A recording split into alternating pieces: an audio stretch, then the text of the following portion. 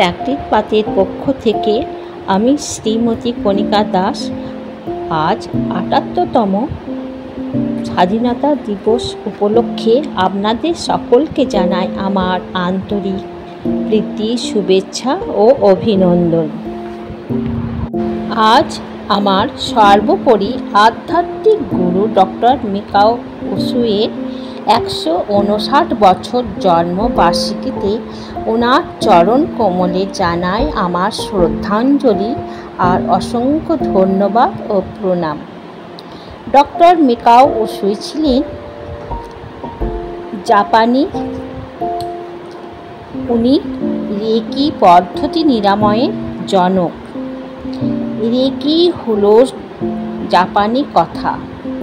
জাপানি ভাষায় রেই শব্দের অর্থ হলো সর্বব্যাপী, আর কি শব্দের অর্থ হলো জীবনী শক্তি, যেটা আমাদের ভারতবর্ষে বলা হয় দিব্য প্রাণ শক্তি। ডক্টর মিকাও উসুই অক্লান্ত পরিশ্রম করে এই অদ্ভুত ও দিব্য জ্ঞান লাভ করেছিলেন। এই রেকি পদ্ধতি আবিষ্কারের মধ্য দিয়ে এমন একটা প্রবল ইচ্ছা শক্তি তরঙ্গকে খুঁজে বের করেছিলেন তিনি, যা মানুষের হাত ও করতলের মধ্য দিয়ে বিচ্ছুরিত হয়। আর এই বিচ্ছুরণ যে কোনো রোগকে দূর করতে সক্ষম হয়। এমনকি রোগী পৃথিবীর যেই প্রান্তেই থাকুক না কেন, এই প্রবল ইচ্ছা শক্তি তরঙ্গ রোগীর কাছে পৌঁছে দেওয়া সম্ভব। ডক্টর উসুই বলেছেন, রেকি শক্তিকে স্বয়ং চেতন, স্বনির্দেশিত এবং স্ববিবেকী একটা দিব্য শক্তি, যেটা বিশ্ব ব্রহ্মাণ্ড থেকে নেমে এসে রেকি চিকিৎসকের শরীরে প্রবেশ করে। রেকি শক্তি প্রাণীর রোগ, শারীরিক দুঃখ, কষ্ট, ব্যথা, যন্ত্রণা চরম অবস্থায় পৌঁছালেও তা নিরাময় করা সম্ভব হয়।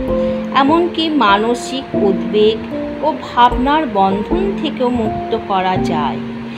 রেকি রোগের উপচারের সঙ্গে সঙ্গে সেই সব রোগের মূল কারণগুলোকেও নষ্ট করে রোগীকে নিরাময় বা নীরোগ থাকতে সাহায্য করে। রেকি শরীরের এনার্জির মধ্যে সমতা আনে, বল বৃদ্ধি করে।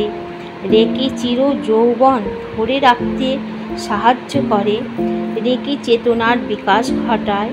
রেকির দ্বারাই শারীরিক, প্রাণিক, মানসিক রূপে শুদ্ধি ও শান্তি প্রাপ্ত হয়।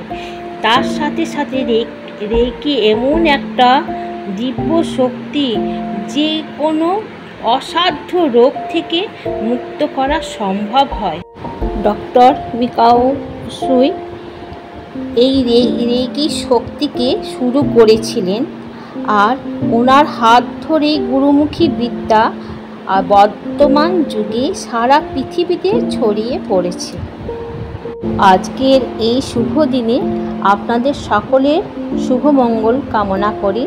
সবাই খুব ভালো থাকবেন। ধন্যবাদ।